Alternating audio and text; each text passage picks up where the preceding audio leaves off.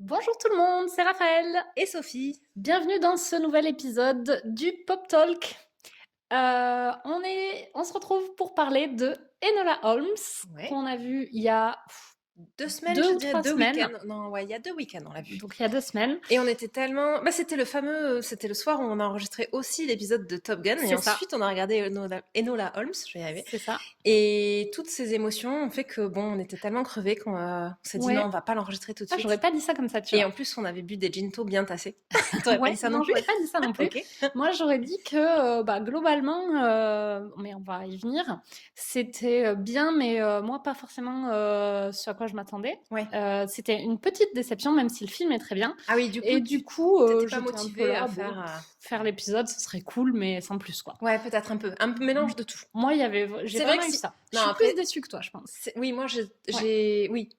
Mais c'est vrai que, par contre, t'as raison, parce que je pense que si on avait été complètement hypé par le film, on On aurait l'aurait fait fait. même si c'était 3 heures du matin, on l'aurait fait, quoi. Et puis on l'aurait peut-être pas fait sur le moment, mais on l'aurait fait le On lendemain. l'aurait fait Enfin, plus vite. là, Ouais, ça ouais. fait un peu 2 semaines qu'on se dit, ah, il faut qu'on fasse l'épisode sur Enola Holmes. Et on est tous les deux là, C'est ouais, vrai. il faut le faire, ouais. Exactement. Et pas emballé quand même. Non, non. Bon, Bon, alors, ouais. Peut-être. Petit résumé, déjà. oui, Merci Allociné. oui, Parce que j'ai choisi le résumé Allociné parce que je trouve que celui de Netflix, il est pas très représentatif. Je préfère celui d'Allociné. Donc voilà, ok. j'ai fait ma sélection. Alors, trois lignes. Enola, la jeune sœur de Sherlock Holmes, met ses talents de détective à l'épreuve pour tenter de retrouver sa mère disparue et déjouer une dangereuse conspiration. Oui, C'est très c'est très représentatif. représentatif. Voilà. Ça en dit pas beaucoup, mais c'est ça. Oui, c'est ça. Ce qu'il faut savoir, c'est que c'est une adaptation de romans jeunesse Oui. qui ont été publiés, je crois, dans les années 2000. Alors, c'est très important de le dire parce que ce que moi j'avais vu nulle part, et c'est la raison pour laquelle je suis déçue, c'est que ça fait effectivement très film jeunesse. Oui. Ou au moins à public familial. Oui, c'est complètement. Mais moi, je savais que c'était des adaptations de romans jeunesse, donc je Oui. pense que c'est pour ça que j'étais moins déçue aussi. Et moi, je le savais pas. Ouais. Et je l'avais pas lu. Enfin, Ouais. je me suis pas renseignée aussi. Hein, Oui, oui, oui. mais j'y suis allée avec pas du tout l'idée de voir un truc jeunesse. Et je l'ai trouvé très jeunesse. Alors, Oui. c'est bien exécuté, mais c'était pas ce à quoi je m'attendais. Ouais, je pense que c'est assez fidèle au. Alors moi, j'ai pas lu Ouais. les livres, mais je pense que c'est assez fidèle. En tout cas, l'ambiance Non. littérature jeunesse Oui, ressort. c'est ça. Donc effectivement, c'est vraiment un film jeunesse, et donc bon, Oui. bah si on, enfin, c'est pas Sherlock, c'est pas la série Sherlock, C'est ça. rien à voir, quoi. La Euh, série Sherlock avec Benedict oui, Cumberbatch, c'est ça. qui est disponible Oui. sur Netflix. Ou même les Sherlock Holmes avec Robert Downey Jr. que j'ai jamais vu, mais ça a Alors quand moi même je les ai vus. rien à voir. Alors bon, alors ça n'a rien à voir, ce qui est une bonne nouvelle pour le coup par contre. C'est plutôt bien. Alors parce que moi je les ai vus, ceux avec Ouais. Downey Jr. et Jude Jude Law Law, d'ailleurs, oui. qui joue Watson. Bah ouais. Et ils sont, enfin j'en ai un souvenir lointain parce que je les ai vus les deux à peu près quand ils sont sortis. Et alors je n'ai pas du tout aimé ni l'un ni l'autre. Ouais, moi je les ai jamais vus parce que j'avais pas du tout accroché avec la bande-annonce à l'époque. Pourtant, j'adore Sherlock Ouais, Holmes. C'est globalement vraiment un truc que j'aime beaucoup l'univers. Ça me plaît moi aussi. vachement. Ouais. Donc j'aurais dû aller les voir, mais en fait Ouais. j'avais vu la bande-annonce et je sais pas, ça m'avait pas plu, donc j'étais pas allée. Ouais, moi j'ai pas du tout aimé. Ouais, bon. Mais un jour je les verrai peut-être. Et on Il pourra faut, faire bah après il faut que tu te fasses ton opinion. Oui, bon, mais je pense que... Bon, mais t'aimes pas trop Robert Downey Jr. Ouais, en plus, donc ça aide pas, je pense. alors je l'aimais vachement dans Ali McBeal, que ça n'a jamais regardé. Non, il jouait Euh, dans Ali McBeal. Oui, c'est Ali McBeal qui a relancé sa carrière en fait. D'accord. C'est un Robert Downey Jr. C'est bon, on fait un détour parce qu'il n'est pas du tout dans Enola Holmes, hein, mais c'est Non, pas grave. mais il a joué un Sherlock Holmes. Il a C'est joué dans... presque pas un C'est détour. vrai, C'est c'est presque vrai. pas un détour. Et en fait, il a eu un début de carrière Ouais. assez jeune. Alors, je suis pas une pro de l'acteur, donc je le dis de manière un peu décousue, mais en gros, il a fait des films assez jeunes. Ouais. Ensuite, il a eu vraiment pas mal Une de traversée problèmes, du désert. ouais, et puis de problèmes de drogue et d'alcool. Ouais, ça j'en avais Il entendu a eu parler. des Ouais. problèmes avec la justice, etc. Enfin, du coup, liés aux problèmes de drogue et d'alcool. Oui. Et il a fait un... Comment t'appelles ça quand t'as un acteur connu qui vient dans une série Un guest.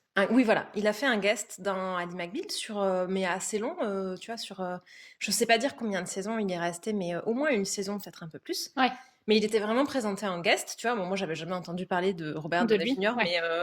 mais j'avais quand même conscience que c'était censé être un guest de genre Ouais. du mec que je connaissais pas, tu vois. Et c'est un peu ça qui a vraiment remis un tournant dans Ouais. sa carrière D'accord. parce qu'il avait un rôle intéressant et qui a permis, voilà, de le faire un peu, puis bon, il a entre-temps réglé aussi ses problèmes, Oui, enfin, bon, c'est ça quand même semble assez évident. aussi, beaucoup ça Ouais. et ensuite il a pu faire des bah et après il a fait, Iron Man et Sherlock Holmes Oui, et compagnie et ça lui a vraiment redonné toute la dimension de sa carrière. oui, Mais ça lui le guest dans ouais. Ally McBeal, tu vois, lui a vraiment permis de rebondir OK, et donc j'aimais vachement Ally McBeal et j'aimais vachement son personnage dans Ally McBeal. d'accord. Donc j'avais pas un a priori négatif du Oui, tout sur, Robert Downey Jr. mais bon, depuis, il fait des films que j'aime pas donc enfin, il OK. fait des personnages ou des manières de faire des Ouais. personnages avec lesquels, j'adhère pas trop. Donc j'ai pas vraiment une Moi, dent j'ai contre lui, tu vois? un a priori négatif sur Ally McBeal. C'est pour ça que j'ai jamais regardé. Alors je pense que c'est complètement irregardable maintenant. C'est trop tard. Ouais. Ally McBeal, si tu le regardais dans les années 90, enfin ou 2000 Mmh. quand il est sorti, là je pense que ça a ultra mal vieilli. Ouais. Par contre, c'était vachement bien. À Pour l'époque, l'époque? moi j'ai Ouais. adoré, ouais, je les ai toutes vues les saisons, Moi, c'était je sais vraiment pas, cool. il y a, je pense que c'est Nico qui m'en avait parlé, la première fois, parce que je savais pas vraiment ce que c'était. Enfin, j'avais peut-être vu un ou Ouais. 2 épisodes à la télé, mais sans jamais accrocher et Nico m'avait dit: «Oh là là, mais Ally McBeal, c'était génial» et j'étais ressortie de cette conversation en me disant: «Je déteste Ally McBeal, je ne sais pas trop pourquoi». Après, c'était chouette, tu vois, c'est une série d'avocats. Ouais, Avec, ça se passe dans un cabinet d'avocats, tu vois, ouais. avec vraiment toujours sur ce principe des Oui, un séries, épisode d'une enquête, un épisode, enfin un un procès, procès, oui, plus oui. exactement, avec quand même des histoires en fond de personnages. Après, la particularité, c'est que ça avait vraiment ce côté très déjanté. Il y Oui, avait des histoires sérieuses, mais ça a un côté un peu barré. Elle, oui, elle c'est est ce qu'on en très, entend, ouais, oui, voilà, c'est ça. c'est l'image que tu en as, mais je sais pas, Exactement. je trouve que Ouais, ça ouais. donne pas du tout envie. Ben après, bah, je pense que pour l'époque, c'était quand même assez original comme Ouais, série. Mais c'est vrai que je pense que enfin, je comprends le côté, si c'est t'adhères pas peut-être trop avec tard, le ouais. côté psychose, et je vois j'ai des Ouais, hallucinations même dans les tribunaux et tout ça, bon, ouais. tu peux ne pas adhérer. Et alors là, clairement, c'est trop tard. Enfin, je pense qu'effectivement, Oui, tu c'est peux ça. En pas du fait, je tout pense que c'est regarder. plus ça Oui. que bah, je pense que moi, je peux adhérer sur un truc un peu déjanté, pour le coup, Oui, bah, oui, oui. Après, mais là, je tu vois, pense c'est que c'est genre, trop oui, tard. ouais. Et puis, c'est vraiment fait.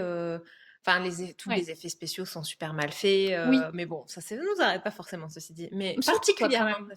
Bah, attends, on a regardé Once Upon a Time, je suis désolée, les Oui, effets spéciaux, c'était abominable et les ça effets spéciaux, s'arrêtait c'est pas. vrai, c'est vrai, c'est vrai, c'est vrai. Non, mais je Donc, pensais à hein, Doctor Who quand oui, j'ai je dit sais que ça. tu penses à Doctor Who, mais c'est pour ça que je me sens attaquée et Oui, que, tu vois, je me laisse pas faire. oui. Mais dans Doctor Who, c'est particulièrement pire que dans Once Upon a Time, quand Ah, même. il y en a plus, Il y en a plus, voilà, c'est ça, c'est ça. exactement. Oui, oui, oui. Mais c'est vrai que dans Once Upon a Time, ça m'a moins dérangé. Ouais, Mais après, Once Upon a Time, c'était la série un peu ouais. plaisir coupable quand même. Ah, plaisir coupable, tu dirais? Ben, C'est pas coupable, je la c'est recommanderais à quasiment personne dans mon entourage, tu vois. ah moi, à l'époque où elle passait, je la recommandais, quand même vachement alors après, tu la Ouais. recommandes à des gens, il faut effectivement avoir une Il faut... culture du Disney Oui, et des tu contes peux de pas la fées et tout recommander ça. à tout le monde, Oui, oui, hein. oui. Non, mais d'accord, Franchement, mais bon, Breaking Bad non plus, tu peux pas la recommander à tout le monde, tu vois? oui, non, mais alors moi, je trouve que Non, mais Breaking voilà. Bad est nul à chier, mais Non, sur mais un... on est Tu vois, d'accord, mais tu vois?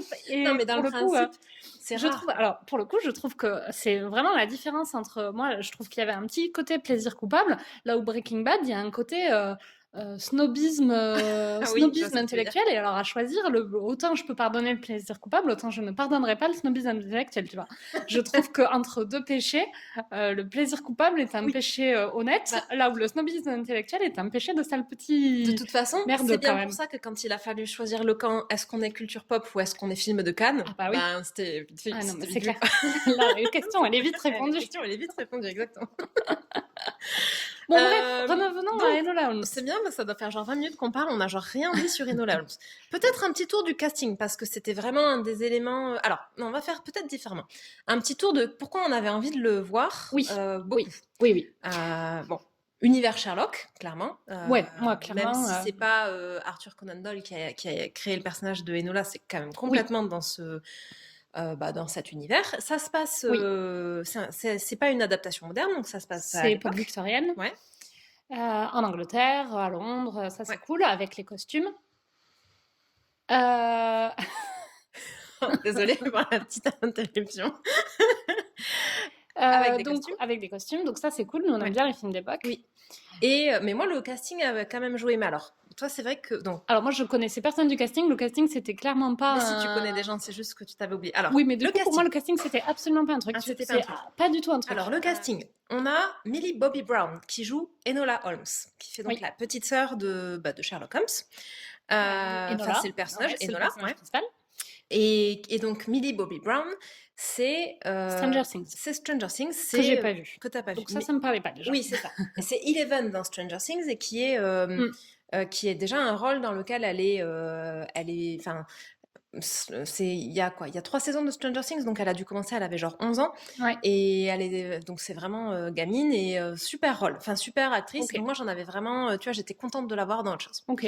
Ensuite, on a, ouh là là, j'ai fait un Henry petit bêtise. Cavill. Ouais, Cavill. Cavill, je sais pas comment Je dis Cavill avec un H, mais non, c'est c'est un V en Cavill. fait. Ouais, Ouais. avec un V. Qui fait le personnage donc de Sherlock Holmes, Ouais. qui est, petite parenthèse, un personnage secondaire. L'histoire, elle est Oui. vraiment, Oui. c'est vraiment Enola Holmes, le personnage Oui. principal.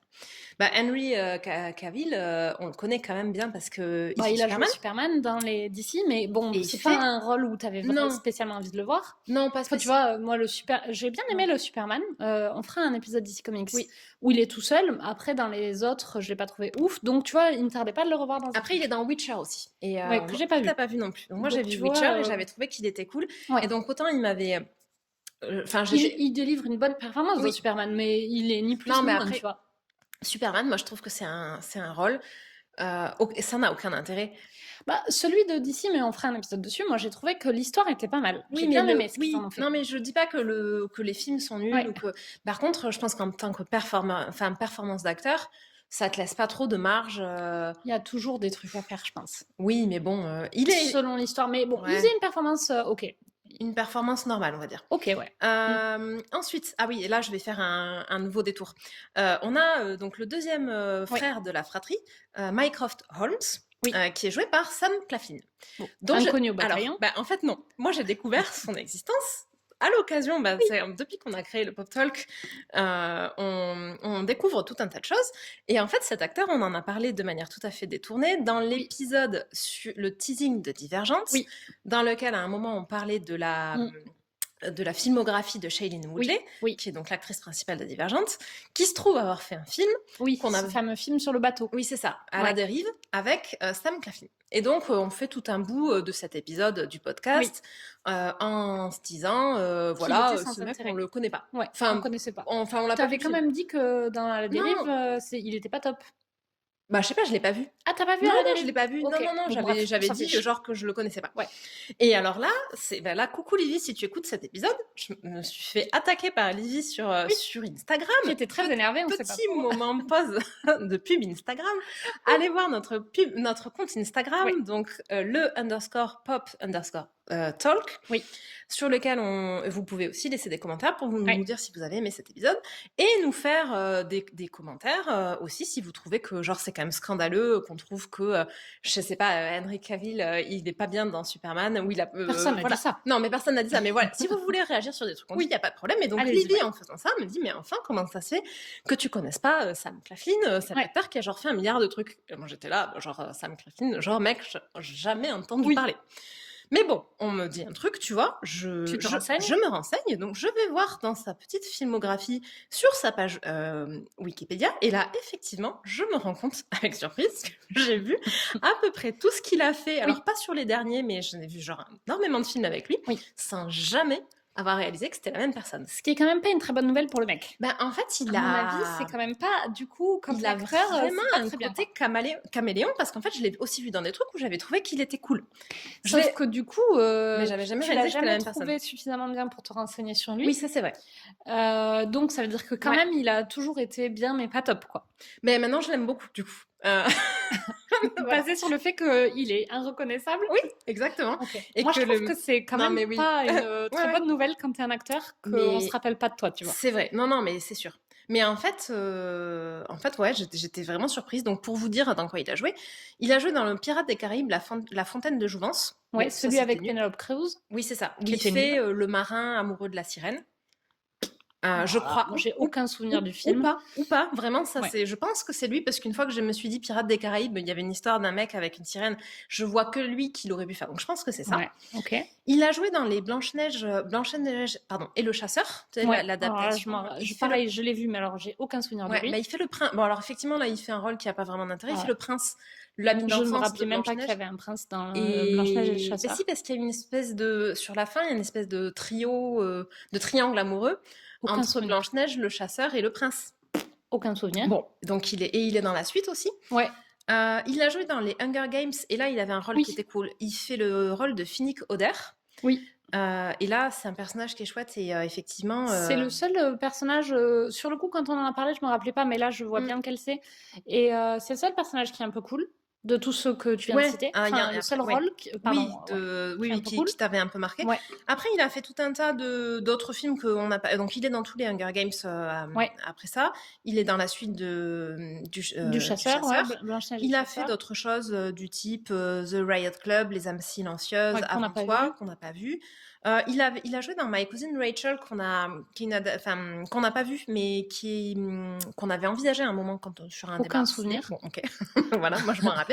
Il a joué dans ce fameux À la dérive qui a provoqué toute cette conversation. Ouais. Et alors, surtout, là où il a un rôle où effectivement tu te rends compte que c'est quand même vraiment un bon acteur, c'est qu'il a joué dans Peaky Blinders, où il fait je pense que c'est dans la dernière saison, l'homme politique avec lequel Tommy s'associe. Et qui est effectivement un personnage qui change de tout ce qu'il a fait. Oui. Et il est encore différent dans Enola Holmes. Dans Enola Holmes, il ressemble un peu à son personnage de Peaky Blinders. Un petit peu. Un petit peu, c'est un peu le même genre. Alors, c'est pas tout à fait la même époque, il y a peut-être 50-60 ans d'écart entre les deux. Oui, quelque chose comme ça. Ouais. Mais bon, c'est quand même un peu similaire dans, je pense, le physique, enfin, la coupe de cheveux, la moustache, il y a peut-être des choses similaires. Après, il jouait très bien, tous d'ailleurs, hein, mais lui particulièrement dans Enola Holmes. Oui. Mais globalement, c'est bien joué. Tout est bien joué, c'est bien. Franchement. Et pour finir, autant le casting, c'était... Ah, pardon. Alors, j'ai pas fini parce qu'il y aurait aussi Helena Bonham Carter, quand même. C'est la seule qui avait... dont je savais à peu près qui c'était. D'accord. Et je l'aime pas spécialement, moi. J'adhère pas du tout avec cette actrice. Ouais, moi, comme j'adore les Tim Burton, je trouve, j'ai vraiment, à chaque fois que je vois Helena Bonham Carter, je me dis, trop cool, Helena Bonham Carter. Tu vois. Et j'ai adoré ce qu'elle a fait dans The Crown, la série Netflix sur la famille. Ouais, moi, objectivement, son rôle était bien, mais pour moi, c'était trop Helena Bonham Carter et pas assez le personnage. Moi, et je trouve que c'est vrai dans tous ses rôles. Je trouve que alors pour le coup, c'est je vais faire le reproche inverse du reproche que je fais à Sam Claflin. C'est autant lui, il disparaît trop dans ses rôles, autant elle, on voit trop l'actrice derrière les rôles. Et je trouve qu'ils ont tous les deux, ils mériteraient de se rapprocher un peu du milieu, tu vois. C'est vrai, je me l'étais jamais formulé, mais t'as raison. C'est vrai que c'est ce que sur Helena Bonham Carter, tu la vois toujours beaucoup. Elle est toujours très elle-même, quoi, dans tout ce qu'elle fait. C'est ça. Je trouve qu'elle transparaît un poil trop. En tout cas, moi, quand j'ai vu l'affiche.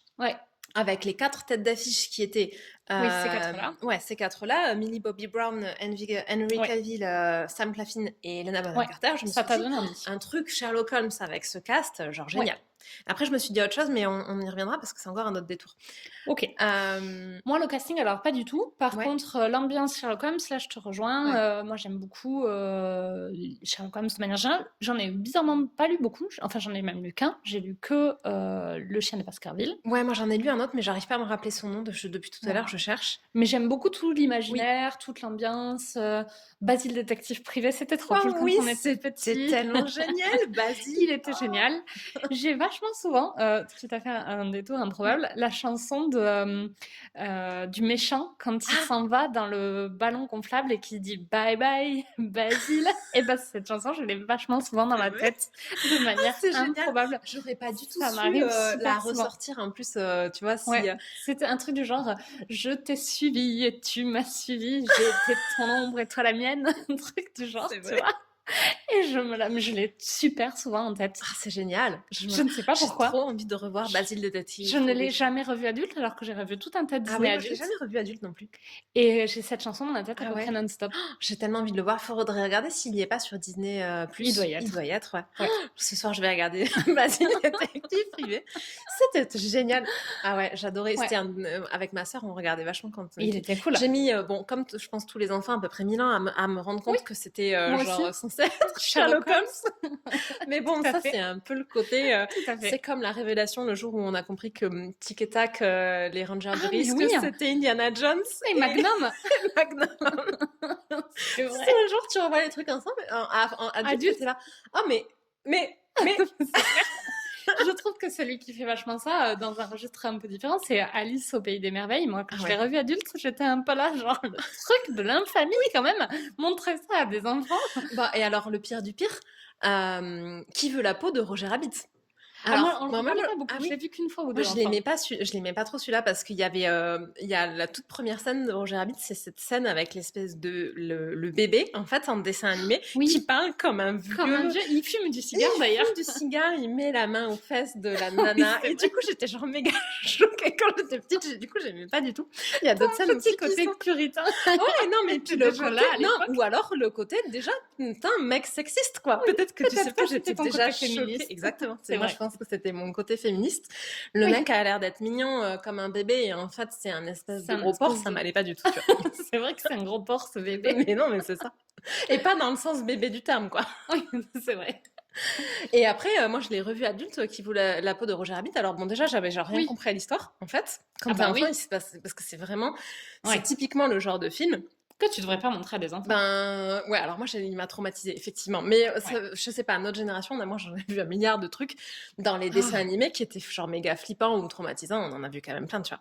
Je sais, moi, ma mère, déjà, elle nous protégeait pas mal, mais j'ai quand même vu des trucs. Tu te dis, mais moi, même dans je serais un peu là. Est-ce que Disney, tu vois, il y a des scènes qui étaient un peu là. Genre, La Belle au Bois dormant, la scène où elle monte avec la musique trop flippante, tu sais, juste avant qu'elle se pique le doigt, là, avec la... Je vois très bien cette scène, évidemment. Elle est genre méga flippante, cette scène. Après, moi, je sais que, par exemple, alors, moi, ça me le faisait pas trop, mais Hubert, mon frère, ça lui faisait vachement, la scène de Pinocchio, où ils punissent les méchants garçons et qu'ils deviennent des ânes. Alors, nous, avec mes sœurs, on était quand même assez sages. Et vous n'étiez pas traumatisés par le...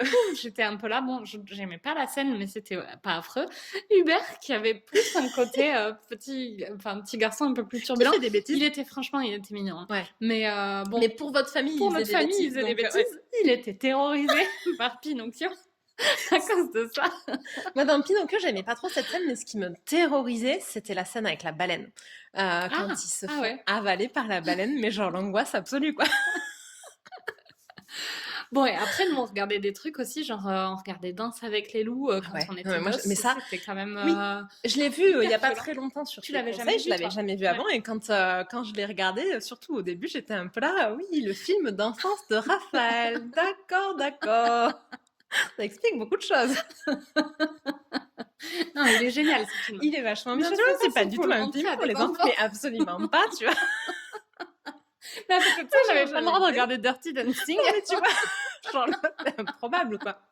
C'est vrai, c'est méga violent. C'est improbable. Le début, on n'avait pas le droit de regarder L'Anne et les garçons non plus. Par contre, Danse avec les loups, il y avait pas de problème. En fait, tu peux voir des gens qui s'entretuent et qui sont suicidaires, mais tu peux pas avoir d'histoire de cul. C'était ça la ligne conductrice du truc. Ouais, je pense que c'est ça. Mais t'as raison. Mais oui. C'est ça l'élément commun de Dirty Dancing et L'Anne et les garçons. Mais oui. C'est que c'était vaguement un peu ouais. Et encore, tu vois. Si, quand même. Un peu, tu vois. Un peu, ouais. Ouais, et puis Hélène et les garçons, effectivement, ils passent leur vie à se rouler des pelles comme des oufs. Comme des années 90. Comme dans les années 90, exactement. Qui fait ça, d'ailleurs? On a eu cette conversation. Cet été. Ah oui, je te racontais c'est dans Highlander. C'est ça, la série. Oui, la série Highlander. Où effectivement, je sais pas comment on en était venu à se dire ça cet été. Dans les années 90, il y avait tout un tas de séries où je sais pas, je pense qu'un peu sous couvert de on va montrer la vraie vie et maintenant tu sais il y a pas de censure et tout ça, il y a tout un tas de séries où ils passent leur vie à se rouler des pelles de l'espace devant public. Genre en mode c'est normal, et t'es là, mais dans la vraie vie personne ne fait ça. Même en privé. Mais même non.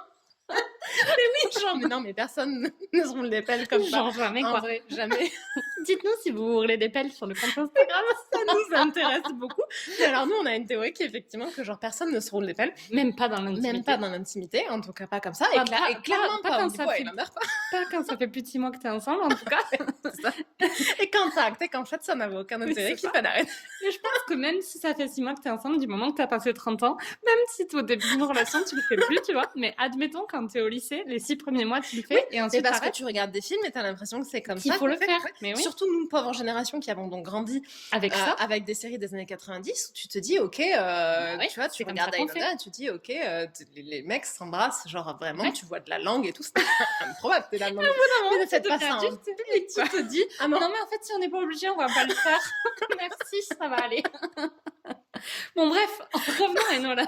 Alors, je pense que c'est assez Ça en dit beaucoup sur le fait qu'on n'en dise toujours rien sur Enola Holmes. Oui, alors vous avez l'idée quand même. Ouais, on n'avait pas du tout envie de débriefer le film. Bon, ceci dit, moi j'ai encore des choses à dire sur Enola Holmes, notamment pour revenir sur le casting. Puisque là, j'étais super contente de voir le casting, etc. C'est vrai. Par contre, j'ai flippé à un moment quand j'ai vu le casting, parce que je me suis dit, tu vois, j'ai regardé l'affiche et j'avais pas vu les noms, donc je savais pas qui faisait qui. Et je me suis dit, mais l'angoisse, est-ce que l'un des deux mecs, donc Henry Cavill ou Sam Claflin, est censé être le love interest de Enola Holmes? Quoi? En mode angoisse de l'absolu. Et après, je me suis dit, non mais comment t'as pu penser à ça? Et après, on n'a jamais parlé de ça. Non, mais parce que je le gardais pour l'épisode de podcast. Attends, je suis maligne. Je me dis, on va garder du système. Mais c'est ses frères. Et oui, mais j'avais pas vu les noms. Tu vois, j'ai juste vu le casting. Je me suis pas dit Enola Holmes, elle est mariée avec Sherlock. Tu vois. J'ai cru que c'est ça que t'étais en train de dire. J'ai pas vu. Mais par contre, j'avais vu qui jouait, mais j'avais pas vu qui faisait qui. Oui. Et donc, je savais qu'elle faisait Enola Holmes. Où tu vas voilà.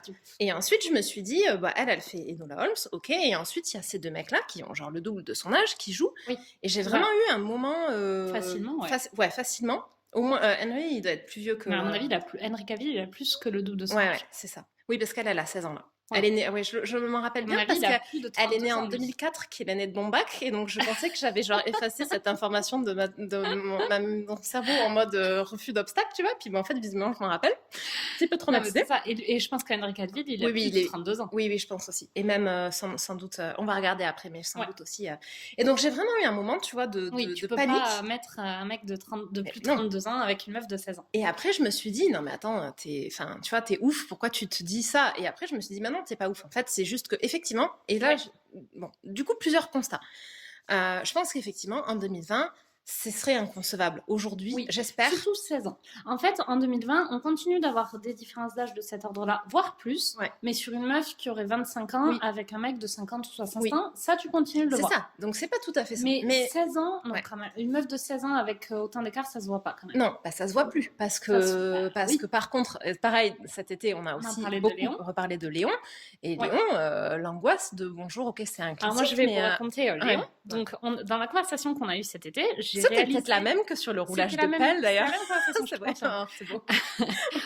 Dans cette conversation, j'ai réalisé tu m'as fait réaliser parce que alors moi, je pense que sauf peut-être en le revoyant, mais je serais toujours dans le déni le plus total. C'est parce que t'as pas regardé Hélène et les garçons. Je suis complètement passée à côté de la romance dans Léon quand je l'ai vu.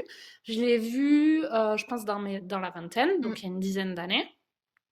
J'avais peut-être entre 20 et 25 ans, je me rappelle plus quand, une quinzaine d'années. Entre 10 et 15 ans. J'ai été sympa, j'ai rien dit. 25 ans, c'était il y a 10 ans. Oui, non, mais d'accord. Donc, mais je l'ai vu il y a entre 10 et 15 ans. Il y a entre 10 et 15 ans. Et pour moi, j'avais bien compris l'attrait de Mathilda pour Léon et l'attrait de Léon pour Mathilda sous forme de genre, ils sont dans une espèce de relation filiale où elle a envie qu'il l'adopte et il se dit qu'il va effectivement l'adopter, quoi. Oui. C'est vrai que et moi j'étais un peu là, alors Léon, comment te dire qu'en fait pas du tout. Et parce qu'en fait j'étais un peu perplexe et c'est comme ça qu'on est venu à cette conversation sur le côté on a pas mal entendu Nathalie Portman dire qu'elle avait été vachement dérangée par l'hypersexualisation dont elle avait été la victime au moment de la promo de ce film, enfin tout le long qui a suivi ce film, sachant qu'elle avait peut-être 13 ans quand elle a tourné. 12, oui, elle a l'âge du personnage, donc effectivement, elle a 13 ans, je pense. Elle a moins de 13 ans, entre 11 et 13 ans. Je pense plutôt 13, quelque chose comme ça. Quelque chose comme ça. Et donc, je m'étais dit, comment des mecs se mettent à sexualiser une gamine qui est censée se faire adopter dans un film? Alors, je trouvais ça scandaleux, mais je comprenais pas trop d'où ça sortait. Et en fait, effectivement, si c'est le love interest, ça déjà... Alors, c'est tout aussi inexcusable, mais ça a un peu plus de sens. En fait, c'est vraiment Léon, je pense que du coup, tu le reverras vraisemblablement jamais, mais c'est vraiment un film où elle est genre ultra sexualisée tout le long du film, et c'est pas du tout remis en perspective par un Léon qui lui dit « Eh oh, attends, moi j'ai 50 balais, toi t'en as 16, enfin t'en as 16, pas du tout, t'en as 13, arrête tout de suite ». C'est Léon qui, au fur et à mesure du film, petit à petit, tombe amoureux de Mathilda, et à la fin, c'est... Alors, petite anecdote, les parents de Nathalie Portman ont demandé à ce que la fin du scénario soit, la dernière scène en fait du film soit réécrite, parce que là, initialement dans le projet de comment il s'appelle, de Luc Besson, La dernière scène, c'était vraiment une scène où ils finissaient par coucher ensemble. Et c'était explicite. Ouais. Et là, bon, franchement, il y a du... Ça aurait été... C'était d'un niveau de scandale oui, mais en fait... inégalé, quoi. Mais en fait, oui, c'est vrai, ça aurait été pire, mais l'histoire, elle est la même quand même. Là, l'histoire, Oui. c'est quand même une histoire de pédophilie. Personne ne le dit sûr. comme ça, mais en fait, Non, c'est tout à fait clair. ça. Et c'est vachement romancé. Et la fin, à l'époque, franchement, tu l'avais pas perçu, mais alors il y a pas du tout. Non, mais je pense que c'est du déni. Subtil, quoi. Oui, là, c'est du déni. Oui. C'est pas que je l'ai pas perçu parce que c'est subtil, hein. Je l'ai pas perçu parce que je pense que c'était trop inacceptable pour moi. Ouais, mais non, mais après, oui, sans doute. Mais c'est clair, parce que la fin, elle est pas, tu vois, c'est pas genre, tu peux y voir soit d'un côté, soit de l'autre. Non, il y a genre aucun doute sur ce que c'est la fin. Mais après, je comprends le côté genre déni, genre non, il va l'adopter et genre vivre heureux. Pas du tout. Non, c'est pas du tout. Ou alors, je l'ai perçu sur le moment et je l'ai oublié, mais je pense que tu vois, ça me serait revenu, le souvenir me serait revenu quand on en aurait parlé. Donc, je pense pas que c'est un souvenir que j'ai réinterprété parce que tu peux faire ça aussi. Parfois, ça arrive. Sauf que quand on te dit, ah non, mais t'as réinterprété, la vraie histoire, c'est ça. Tu te rappelles que sur le moment, la vraie histoire, c'était ça. Là, je n'ai aucun souvenir d'avoir compris, quoi. Ouais. Et c'est vrai que Nathalie Portman, elle en a reparlé, mais en fait, c'est pas si vieux parce qu'elle en a reparlé il y a 2 ou 3... Ouais, j'aurais dit. C'était à l'époque de ce mouvement Time's Up qui était, je pense, juste avant MeToo. Juste avant MeToo ou concomitant. Ouais. Et il y a eu pas mal de marches, des Women's March, notamment aux États-Unis, etc. Et elle a fait un discours qui, franchement... si vous êtes bien accroché, allez l'écouter, c'est glaçant. Après, c'est la réalité, hein, mais sur notamment tout son début de carrière, l'hypersexualisation liée à tous les impacts que ça a eu sur sa vie perso et sur les choix qu'elle a fait en tant qu'actrice après, où elle a tout de suite perçu qu'il fallait qu'elle se protège de ça et de cette image qu'elle avait du fait que c'était ça. Et elle raconte aussi dans ça que le tout premier courrier de fan qu'elle a ouvert, c'était un mec qui lui a écrit un fantasme de viol avec elle et qui le lui a envoyé. Et genre, le premier courrier de fan à 13 ans qu'elle a lu, c'était un fantasme de viol d'un mec, quoi, par un mec. Ouais. C'est un niveau de scandaleux. C'est un niveau de violence, tu te dis. Et donc...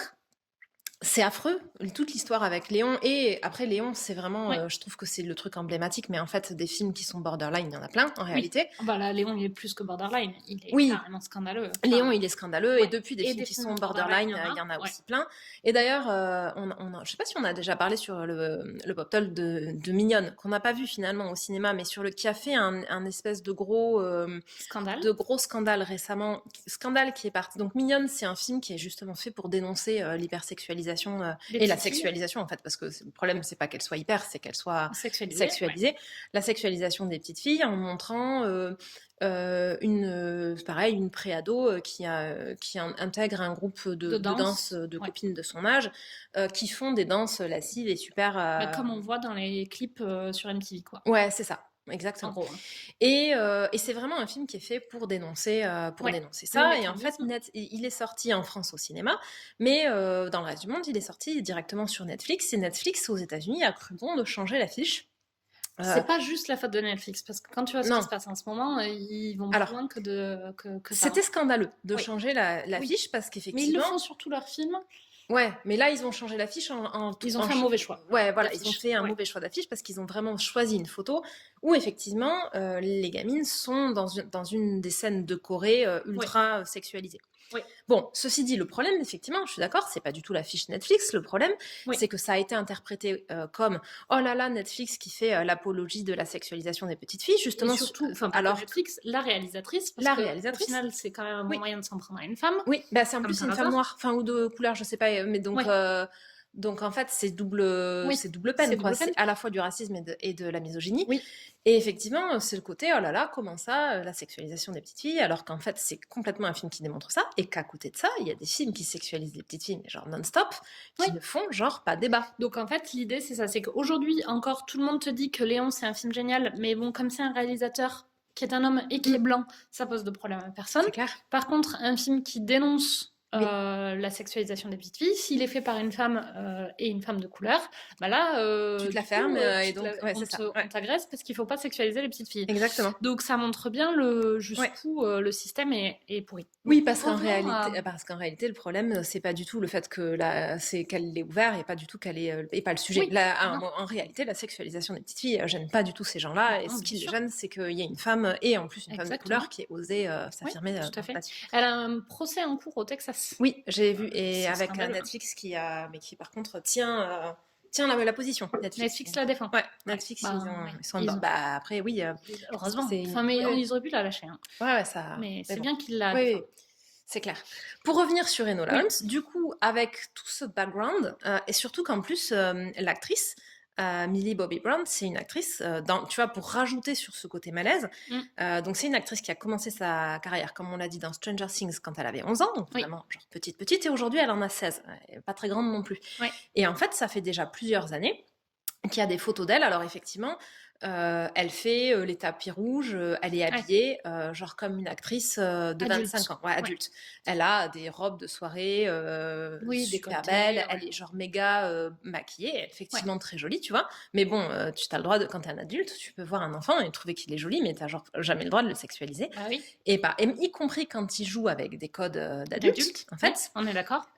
Et en fait, il y a eu vachement sur cette actrice-là de journaux, d'articles qui sont parus en mode Millie Bobby Brown, cette actrice sexy, oui, j'en avais jamais entendu parler. Et c'est vraiment un vrai truc, ce qui est genre juste complètement scandaleux. Oui. Et il y a vraiment un truc autour de cette actrice sur le côté, déjà, et c'est pas que depuis qu'elle a 16 ans, hein, ça fait déjà plusieurs années, qu'il y a vraiment ce qu'elle est sexy. Oui, c'est ça. Et qu'elle est dans des tops de genre de femmes sexy ou comparée à des femmes sexy, mais genre d'âge de femmes, quoi, pas d'enfants. Oui, c'est ça. Et de toute façon, tu devrais jamais associer sexy à quelqu'un qui a moins de 18 ans. Enfin, à un moment, tu vois, après, moins de 16, allez, à la rigueur, tu vois. Et tu commences à peine quand elle a 16 ans, mais même ça, et en fait, c'est malaise quand même. Surtout dans un journal. J'allais dire moins de 16 parce que j'allais parler de... mais en fait, je suis d'accord avec toi, parce que j'allais parler de majorité sexuelle. Mais en fait, c'est une chose d'être une icône sexuelle. C'est ça. En étant mineur. À l'international. Et c'en est une autre d'avoir le droit de commencer à faire des expériences sexuelles avec ton copain dans l'intimité, quoi. Mais exactement. Et effectivement, qu'à 16 ans, tu puisses avoir envie de commencer à avoir des relations sexuelles, c'est tout à fait défendable.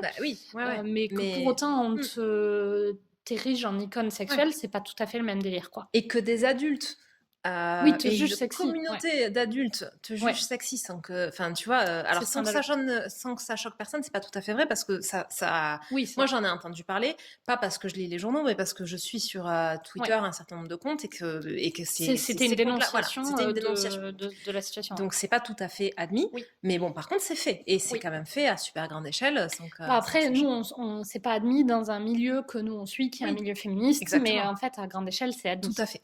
Bon, je vais servir du thé. Donc vous risquez d'en prendre.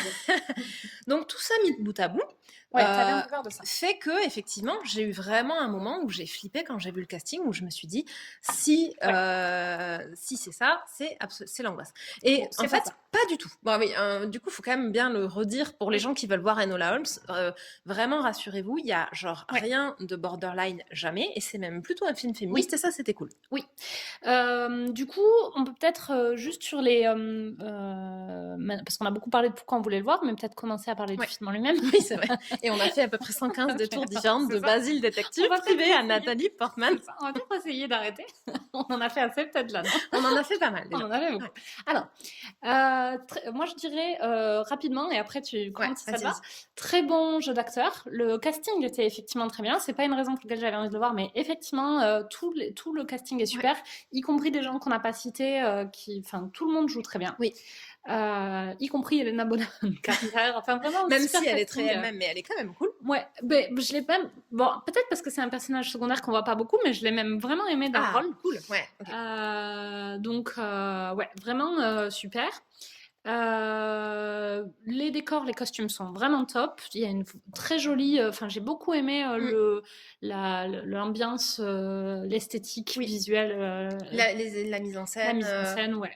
Et j'ai trouvé qu'il y avait vraiment, mais même purement sur la photographie, en fait, il y avait vraiment un côté à la fois film historique et à la fois un côté un peu gay de trucs d'enfants, enfin de trucs jeunesse, sans jamais tomber dans du cucu ou du ridicule. Donc je trouvais que c'était bien dosé. C'est vrai. C'était assez lumineux, il y a des super beaux paysages, la ville est sympa, les costumes sont chouettes, enfin voilà. L'histoire est quand même bien menée. Il y a une double intrigue en parallèle, c'est intelligent. Elle casse le 4e mur en parlant à la caméra. Il y a des petits effets visuels qui font un peu penser justement que c'est un livre. Je trouve qu'on retrouve vachement ce côté adaptation de livre dans la manière... Dans les scènes de transition, il y avait pas mal de choses comme ça. Exactement. Le fait qu'elle ait une voix off, elle casse le 4e mur. Donc toute la réalisation, moi, j'ai trouvé était vachement. C'est vrai que la narration, c'était intéressant de la voir comme ça. Et ça amenait vraiment un truc au film. Éventuellement, c'était peut-être le 4e mur, c'était peut-être un poil trop souvent. Mais t'as trouvé je me suis demandé à un moment, mais ça n'a jamais tout à fait franchi le moment où je me suis dit que j'en avais marre. Ouais, d'accord. Moi, je m'étais pas fait la réflexion, mais je comprends pourquoi tu le dis. Ouais, c'est vrai. Mais bon, vraiment, ça m'a pas dérangé, mais il y a eu juste un moment où je me suis fait la réflexion en me disant, bon, est-ce que ça fait beaucoup? Puis en fait, ça n'a jamais franchi le cap où j'ai trouvé que ça faisait trop. T'as jamais eu envie de dire oui? Oui, voilà, c'est ça. Mais tu t'es quand même posé la question. Je me suis posé la question. Et dernier point que je rajouterais, et après je te laisse parler. Je t'interromps de toute façon. Que c'est assez féministe et bien fait. C'est-à-dire, c'est un film à mon avis, qui se veut ouvertement féministe. C'est complètement ça. Sans que ce soit le propos du film. C'est pas un film sur le combat féministe, mais c'est un film qui est très féministe quand même dans la réalisation et c'est bien fait, moi j'ai trouvé. Ouais, c'est vrai, c'est bien fait. Il y a plusieurs personnages féminins qui sont intéressants. Ils passent évidemment le test de Bechdel, évidemment, haut la main. C'est des personnages forts, mais c'est par contre tous les personnages féminins n'ont pas une personnalité. Oui, c'est ça. Il y a vraiment une variété de personnages féminins. Et elles ont des personnalités et des intérêts différents. Enfin, c'est pas effectivement, c'est pas la schtroumpfette quoi. Oui, c'est ça.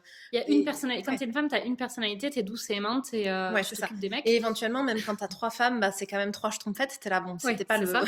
Exactement. Et il y a des femmes dans des deux camps. Il y a des gentilles et des méchantes. Et des neutres, même. Donc, non, c'était vraiment bien dosé, quoi.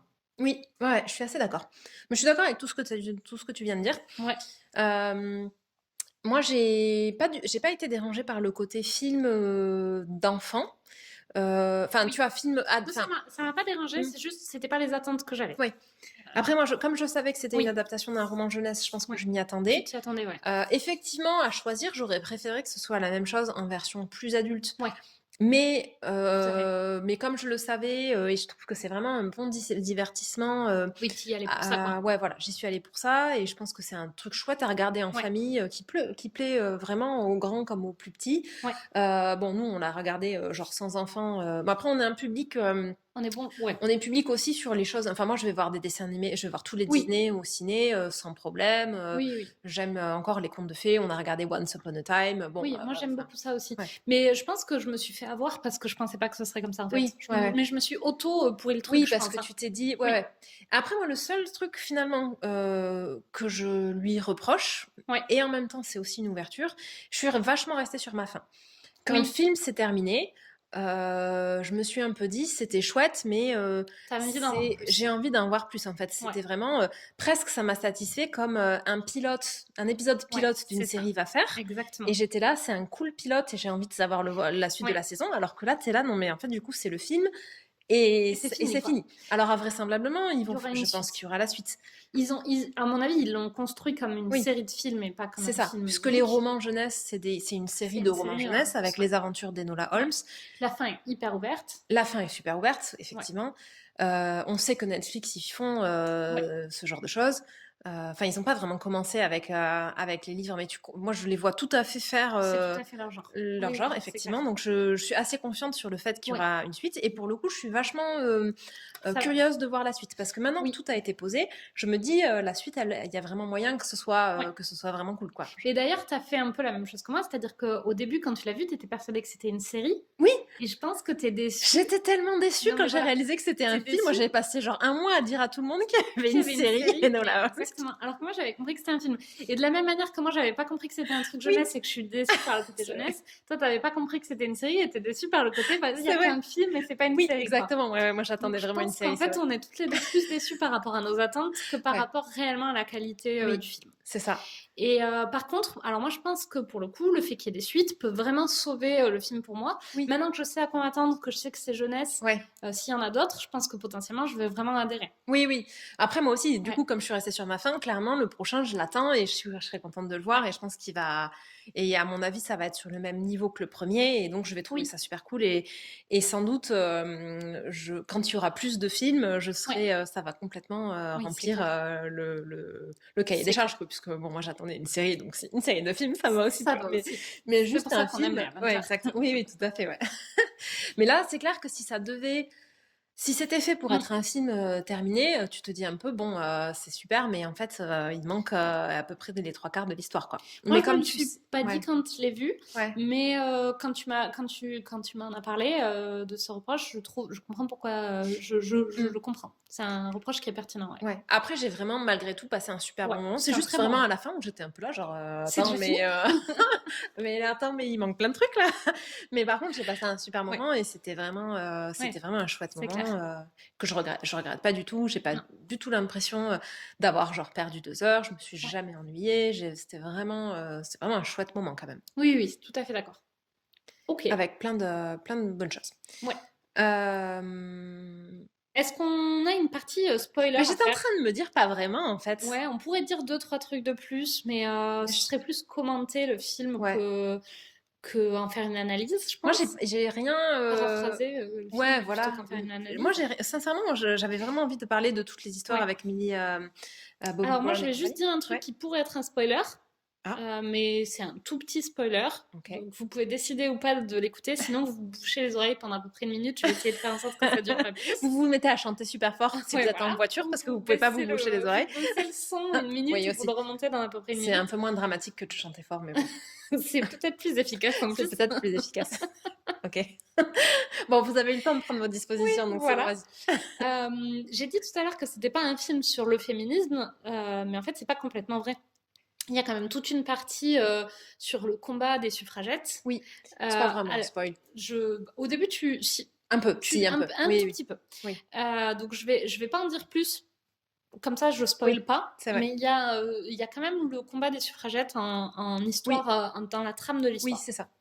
Oui, dans le contexte dans lequel ça se passe. Et c'est vrai que. Oui, c'est pas vraiment. C'est vrai que tu avais dit, c'est pas vraiment. C'est pas un truc que tu sais au début. Oui, complètement. Oui, donc si c'est un spoil, effectivement. Mais bon, là c'est pas vraiment. On n'a pas suffisamment dit pour que ce soit vraiment un spoil. Par contre, c'est vrai que du coup, ce côté féminisme, il est pas si caché que ça, en fait. Et même dans la manière dont elle a été éduquée, Enola, qui là, pour le coup, tu le perçois assez tout de suite. Elle est vraiment éduquée comme une femme. Enfin, comme une jeune fille, mais pour devenir une femme qui va être indépendante, avec une éducation hors du commun et qui n'est pas juste destinée à ce qu'elle fasse une gentille épouse au foyer, ce qui est quand même complètement... Ce qui, à l'époque, est très féministe. Ce qui, pour l'époque, est extrêmement féministe. Tout à fait. Donc, si, moi, je trouve qu'il est activement féministe. Et d'ailleurs, j'ai failli dire... mais du coup, je ne voulais pas t'interrompre, mais c'est bien qu'on revienne dessus. Oui. Moi, je trouve qu'il a presque un peu un côté... presque, tu sais, un peu début d'initiation au féminisme pour les petites filles. Oui, c'est vrai.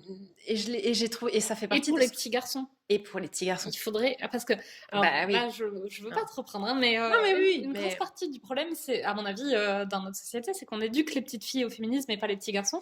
Et il faudrait quand même sacrément se mettre à éduquer les petits garçons. Moi, je trouve qu'on n'éduque pas assez les petites filles au féminisme.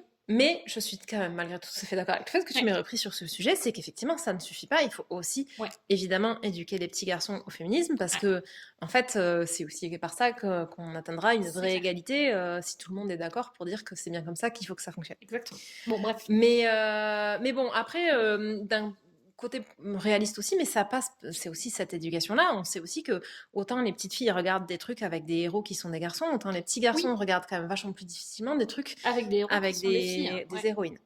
Et donc ça, ce serait pas mal. Et là, c'est un bon moyen, sans doute, effectivement. Et ça Parce que c'est quand même un film où il y a pas mal d'action. Enfin, je veux dire, c'est vraiment un film qui peut plaire vraiment à toute la famille. Oui, c'est pas du tout un film de petite fille au sens, j'aime pas trop dire ça, tu vois, mais au sens un peu tradit. C'est vraiment, je pense, quand on dit que c'est un film qui peut plaire à tout le monde dans la famille, c'est vrai, avec un petit garçon, avec des petites filles, avec... Tout à fait, complètement. Mais bon, je pense qu'on fait pas de partie avec spoiler, du coup, c'est pas mal. Que ça se suffit, là. Ouais. Et... Est-ce que tu as d'autres choses à dire sur Enola Holmes ? Je pense que c'est bon. On attend, voilà. En gros, on a aimé, on attend la suite. Ouais. Et on s'était fait des attentes qui nous ont un peu déçus, mais c'est plus nous que le film. Oui, c'est ça. Ça vient plus de nous. Si vous savez que c'est un film et que bon du coup c'est un film et c'est pas une série et que c'est jeunesse, jeunesse vraisemblablement et que ça brise le quatrième mur parce qu'il y a des gens qui aiment pas ça. Oui. Je pense qu'une fois que tu sais ces trois trucs là et que tu le regardes quand même, il y a aucune raison que tu sois déçu. Oui, c'est ça. Ok. Est-ce qu'on le note ? C'est pas un mardi ciné, mais c'est un film. Oui, on pourrait le noter. Moi, j'ai bien envie de le noter. Allez, on le note. J'avais commencé à réfléchir à la note. Moi, j'ai pas du tout réfléchi, donc du coup, tu peux y aller peut-être. Bon, alors, moi, j'hésite. Je pense que j'allais être plus dure que ce que je vais l'être en réalité. J'étais sûre que t'allais être plus choupinette après en avoir dit tout ce bien pendant une heure. C'est vrai que j'étais un peu restée sur ma déception avant de faire l'épisode. C'était aussi un peu pour ça que j'avais pas envie de faire l'épisode. Mais objectivement, en reparlant, j'ai passé quand même un super bon moment. Ça t'a plu quand on a arrêté le film, t'étais contente. J'étais contente et d'en reparler, je me suis remémoré plein de scènes et en fait c'était un bon moment. Donc je pense que je vais lui mettre un 7. Ok. Moi je vais lui mettre 7,5. Des demi. Je fais des demi. Je crée la première fois qu'on fait des demi. C'est le premier demi. Mais cool. J'avais envie de lui mettre 8 et bon, objectivement, comme potentiellement, je pense que la série de films pourrait vraiment, dans son ensemble, avoir une note plus élevée que juste 7. Oui. Mais 8, je trouve que juste pour le film, donc je mets un 7,5. Ouais. Après, on sait souvent que dans des séries de films, alors jusqu'à présent, on a vu beaucoup de trilogies, mais souvent le premier, c'est pas le meilleur parce qu'il installe l'histoire, les personnages. Moi, souvent, j'aime le deuxième. Et voilà, donc peut-être qu'effectivement c'est un 7 et qu'un deuxième très bien exécuté pourrait valoir un 8 ou un 9. Ouais, c'est clair. Oui. Netflix, on vous attend au tournant. C'est clair, là, on a vraiment du gros niveau d'attente. Il y a un dernier truc que j'ai pas dit, c'est pas grave, mais qui est pas un spoiler. Pour revenir sur Sherlock, on n'a pas du tout parlé effectivement de Sherlock en lui-même et je trouve que... Ah oui, je suis d'accord avec toi. C'est beau, vous avez vu ce niveau de télépathie. J'ai trouvé que c'était très chouette aussi, dans les autres avantages du film, c'est que Sherlock est un personnage, Sherlock Holmes, c'est un personnage secondaire qui est vraiment fait de manière différente de tout ce qu'on a pu voir, parce qu'il ressemble, comme on l'a dit un petit peu rapidement, ni à Sherlock avec Benedict Cumberbatch, la série Netflix. C'est ça. Qui est disponible sur Netflix. Qui n'est pas une série Netflix, mais... Et ce avec Robert Downey Jr. Mais donc ça, on l'avait dit, mais par contre, on n'avait pas poussé le truc jusqu'au bout. C'est que moi, je trouve que c'est un Sherlock qui, dans son genre unique, est aussi un Sherlock super intéressant. Oui. Tout à fait d'accord. C'est un super Sherlock. Et qui donne vraiment envie, tout en restant un personnage secondaire, parce que moi j'ai pas envie qu'ils finissent par prendre le devant par rapport à Enola, parce que c'est l'histoire d'Enola, mais ça donne vraiment, c'est vraiment un Sherlock qu'on a envie de voir plus, et qui a une très chouette... On l'a vu très peu, presque un poil moins que Mycroft. Tu crois? Ah ouais, peut-être. C'est vrai qu'il a un tout petit peu moins de place. On l'a pas vu moins, mais il est un peu en retrait par rapport à Mycroft. Mais et par contre, effectivement, on sent que ça va dans la suite. Il pourrait prendre le... Exactement. Et ça fait partie de ce qui fait que moi j'ai vraiment envie de voir aussi la suite. Et j'ai trouvé aussi, donc le personnage est cool, et j'ai trouvé que c'était vraiment chouette de voir cet acteur-là dans ce registre-là. Oui, je suis d'accord. Moi je l'avais vu donc dans Superman, où je trouve que le rôle, il permet pas vraiment à l'acteur de montrer quoi que ce soit en fait. Tout à fait. Et dans Witcher, j'ai trouvé qu'il était très cool, et j'ai bien aimé. Witcher, franchement ça ferait un chouette épisode, je pense. On va perdre, tout le monde va pas genre regarder Witcher avec nous, je pense, mais bon, moi j'ai beaucoup aimé. Et je trouve que c'est chouette aussi de le voir encore dans un troisième registre différent. Et j'étais vraiment contente de le retrouver, et je pense que ça va vraiment devenir un des acteurs un peu chouchou que je vais suivre de plus près. Ouais. Et je rajouterais que la dynamique Sherlock et Nola est genre hyper chouette. C'est vrai. Tout le long du film, mais qu'en plus elle va en s'améliorant. C'est ça. Elle est chouette dès le début, moi j'aime beaucoup leur dynamique dès le début, mais et la dynamique à la fin est genre géniale, et t'as vraiment envie d'en voir plus de leur dynamique à tous les deux. Ouais, complètement. Et c'est vrai que après ça reste ce constat de c'est un premier, et donc ça pose tout un tas de trucs, et sans doute le deuxième... il est globalement très bien écrit, le film, je trouve. Parce qu'au-delà du jeu des acteurs, Mycroft, c'est un super antagoniste. Oui. C'est un chouette personnage qui est ultra différent du Mycroft qu'on voit dans Sherlock. C'est vrai. Donc c'est aussi cool d'avoir... Moi, un des trucs que j'aime dans Sherlock Holmes, c'est ça, c'est ce côté histoire que tu peux prendre et réadapter de plein de manières différentes. Et d'ailleurs, c'est une histoire complètement intemporelle. C'est une histoire complètement intemporelle, et en plus Arthur Conan Doyle a dit à l'époque, Sherlock, vous le prenez, vous en faites ce que vous voulez, il est là pour vivre dans l'imaginaire, quoi. Je sais pas s'il l'a dit comme ça, mais c'était vraiment l'idée. Et je trouve que c'est trop cool, et moi j'aime beaucoup ce côté itération de la même histoire, qui n'est pas la même chose que de refaire 15 fois les mêmes reboots des mêmes histoires. Coucou Spider-Man. Exactement, là il y avait une attaque personnelle, c'était coucou Spider-Man, c'est toi, genre on en a marre de te voir.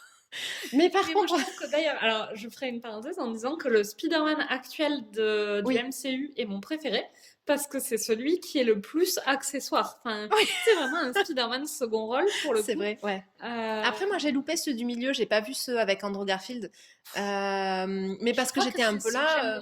Il me semble que je préférais ceux avec, mais parce que j'aimais Emma Stone. Oui. Je sais pas dans quel mesure. Non, Emma Stone, c'est ceux de... Ah, mais c'est ceux avec Andrew Garfield où elle est Emma Stone. C'est Kristen Dunst qui est avec Maguire. Bah après, moi, je les ai jamais vus, donc je sais pas trop dire non plus, mais j'avais été sur le principe, j'étais là, le reboot du truc qui a moins de 10 ans, c'est genre juste, c'est pas acceptable, quoi. C'est clair. Bon, je finirai peut-être par les voir un jour, mais bon, bref, là, c'était clairement une attaque, effectivement, Spider-Man, on en a marre de te voir, ça suffit, les reboots. Par contre, je trouve que Sherlock... Mais c'est ça, parce qu'à la rigueur, Spider-Man fait de plein de manières différentes, ce qui est un peu ce qu'ils font avec Batman, si on doit reprendre une comparaison de super-héros.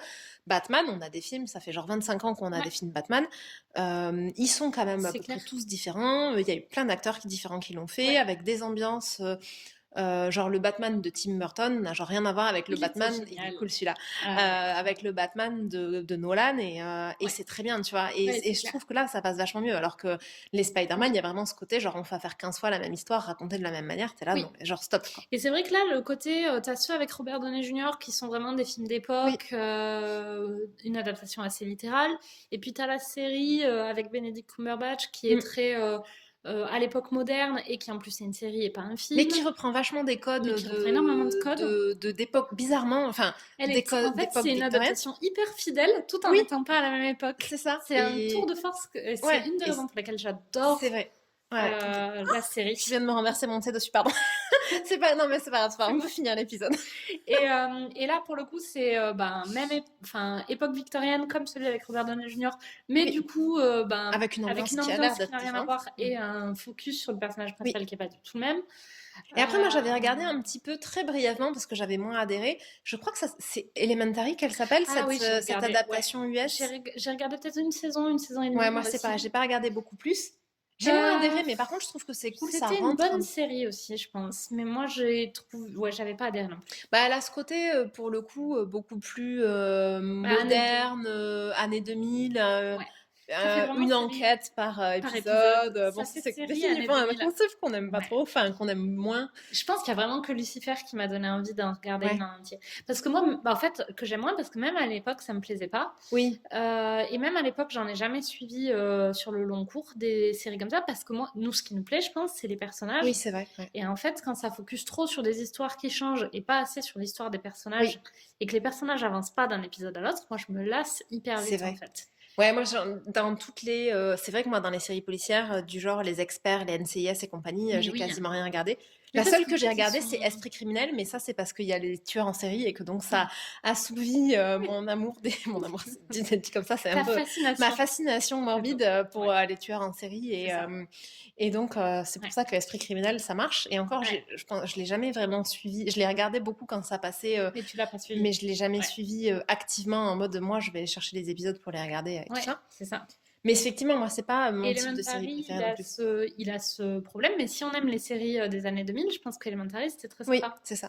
Et ça reste, encore une fois, une nouvelle manière d'adapter du Sherlock Holmes en faisant d'une histoire et de choses qu'on connaît une version différente. Et alors, attends, là, je suis en train de me dire, j'ai eu un moment de bug, de blanc dans mes yeux, je ne sais pas si tu l'as vu, mais je me suis dit, je fais tout un épisode sur Enola Holmes et à quel point j'aime les variations de Sherlock Holmes, et j'ai pas parlé du dessin animé de Miyazaki.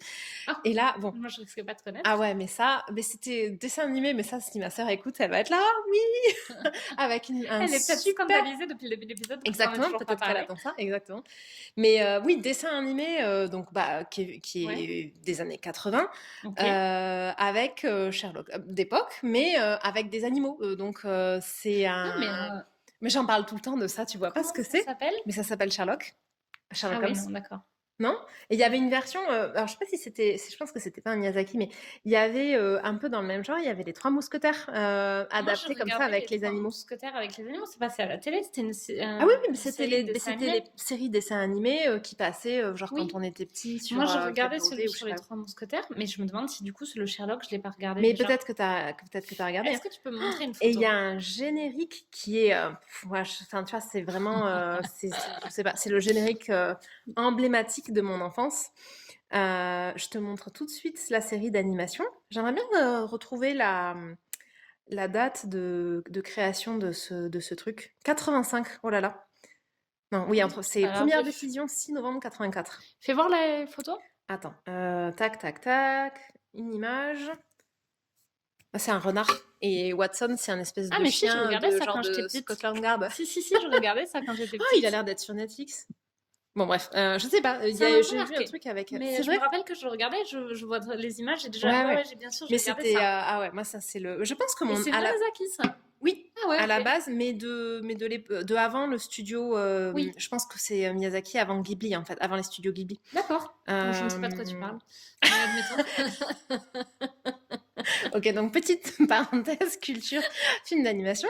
Les studios Ghibli, c'est les studios qui ont fait qui ont fait plein de films d'animation. Quasiment tous ceux qui nous sont arrivés en Europe sont à part sur les dernières. Oui, tout à fait. Ça c'est effectivement Mon voisin Totoro, Kiki la petite sorcière, Le voyage de Chihiro, Pogno sur la falaise. Bon, tout ça c'est des Miyazaki. Bon, moi j'aime beaucoup. Il y a des noms qui me parlent vaguement dans ce que tu as dit. Il y en a qui ne me parlent même pas, genre Bidulo sur la falaise. J'en avais genre jamais entendu parler. Bon, mais celui-là, il est spécial. Mais genre, t'as jamais vu Le voyage de Chihiro? Non. Oh, il est vraiment, il est chouette. Moi, je pense que j'ai vu que celui Le Royaume des chats, c'est ça? Ah oui, mais c'est pas un Miyazaki. Non. Et j'ai dit, ok, bon, mais ça, tout ce pan-là du cinéma, c'est genre pas pour moi, merci, ça va aller. Mais Le Royaume des chats, moi, je l'ai vu aussi, c'est un des genres, je pense, des films d'animation les plus chelous que j'ai vu de toute ma vie. Non, mais il est complètement fou, ce truc. Et là, mais qu'est-ce qui s'est passé? Les mecs étaient sous LSD, non? Oui. Bon, alors, avec les Miyazaki, t'as toujours un peu un moment où t'es en train de te dire, ah, ça, c'est la scène où, genre, je comprends pas ce qui se passe. Mais c'est vraiment, par contre, un type d'animation qui me plaît vraiment, moi, la musique. Mais du coup, est-ce qu'il n'y a pas un petit côté, sans le côté ennuyeux, Tree of Life? Genre, et maintenant, on va vous mettre une scène avec des dinosaures, tu vois. C'est là, mais pourquoi tu fais ça, quoi? Non, alors en général, alors Le Royaume des chats, en toute honnêteté, je m'en rappelle pas suffisamment. Je sais que je l'avais regardé en me disant, oh là là, mais qu'est-ce que c'est ce film? Je m'étais pas ennuyée, mais j'étais plus en mode, qu'est-ce que c'est, what the fuck? Je m'en rappelle pas trop. Je sais pas si je m'étais ennuyée ou pas, mais je pense qu'au bout d'un moment, j'étais là, mais pourquoi, quoi? Après, les Miyazaki, c'est assez différent. Enfin, il y a toujours un peu un moment où ça finit, mais je pense que c'est plus... déjà, il y a potentiellement un décalage culturel qui fait qu'il y a certains trucs, parfois, je pense que tu saisis pas des références de trucs. Et puis, en plus, bon, il a un côté un peu... de temps en temps, il y a quand même... Moi, je trouve qu'il y a toujours un peu des scènes où ça part en vrille, en mode tu sais pas trop. Mais c'est jamais suffisamment pour que ça m'ait dérangé, tu vois. Oui, d'accord. C'est vraiment toujours suffisamment court. Et puis, ça amène quand même un truc dans l'histoire. Et donc, moi, je trouve que c'est toujours chouette. Mais c'est vrai que de temps en temps, je suis en train de repenser. L'an dernier, j'avais réussi à te faire aller voir un film d'animation. Tu sais, le truc de la jeune fille... Attends, comment ça s'appelait? Parce que... Par le réalisateur de Your Name. Oui, exactement. Parce que moi, j'avais vu Your Name, qui est ultra bien. Celui qui est sorti, c'était cette Pas du année. tout Hein. aimé. C'était en début d'année? En début d'année, je pense, avant le Covid, non? Je sais pas, j'aurais dit... Comment ça s'appelle? Les enfants du ciel, les enfants de la tempête, C'était quelque chose comme les enfants du temps. Ah, attends, j'essaye de chercher. Je pense que c'est les enfants du temps. Les enfants du temps? Ouais. Qui était bien, mais pas top. Bah, qui était très... qui nous avait... Enfin, vraiment, j'ai grillé une cartouche, c'est con, parce que j'aurais dû mieux choisir. Ah oui, t'as raison, c'est les enfants du temps. C'est ça. C'est Makoto Shinkai qui a fait ça, donc après Your Name. Donc si jamais vous avez jamais entendu parler de ni l'un ni l'autre, les enfants du temps, c'était pas terrible, mais par contre Your Name, pardon. Vraiment, je pense que c'est un film d'animation. Et en plus, j'ai pas du tout envie de voir du coup. Non, mais bon, parce que t'as vu l'autre. Mais par contre, c'est vraiment un film d'animation qui est très regardable, y compris quand on n'a pas l'habitude d'en regarder. Enfin, je pense que pour rentrer dans les films d'animation, Your Name, c'est un qui a une histoire. Enfin, il n'y a pas de... Bon, les Miyazaki, il y a toujours un moment où il finit par y avoir des sylvains dans la forêt ou des monstres. Des sylvains, j'étais là, c'est hyper spécifique comme prénom, non, d'accord, des sylvains, genre des êtres. Oui, des êtres de la forêt. J'étais là, bon, pas de temps, pas que des sylvains, quoi. Dans la forêt, ok. Oui, en plus, c'est super japonais comme prénom. J'étais là, genre, pourquoi il y a des sylvains tout d'un coup dans la forêt? Et quand t'as dit dans la forêt, je dis, ah oui, d'accord. Oui, il y a toujours un moment où tu finit par y avoir des sylvains qui vont au lycée, tu sais, t'es là, bon, pourquoi il y a des sylvains tout d'un coup? Ok, d'accord, dans la forêt. Oui. Ouais, voilà, tu vois, bon.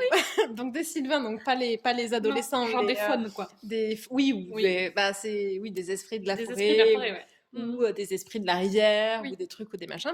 Oui, parce que si vous ne saviez pas, Sylvain, ça veut dire ce sont des esprits de la forêt, normalement, pour être un prénom. Normalement, tout le monde le sait, mais bon. Je pense pas. C'est vrai. À mon avis, tu te trompes sur le... Tout le monde le sait. Est-ce que vous connaissiez, est-ce que c'était un Sylvain, à part un mec qui s'appelle Sylvain? Si c'est le cas, dites-le nous. Ah ouais, c'est clair. Enfin, surtout si vous connaissiez pas, dites-le nous. Ouais.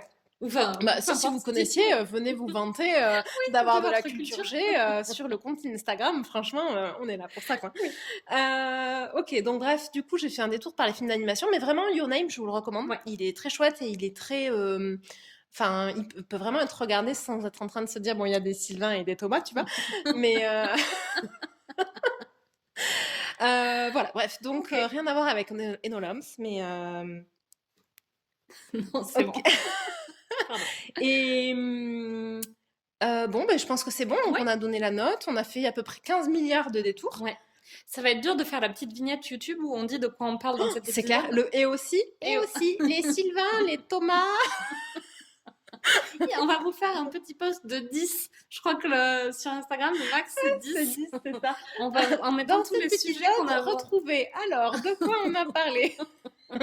Léon et la pédophilie dans le registre pas fun. Ouais, on a parlé de plein de trucs. Mais bon, c'est ça qui fait notre charme aussi, on va dire. Mais oui, tout à fait. Bon, on vous laisse. On vous laisse. À plus. À plus.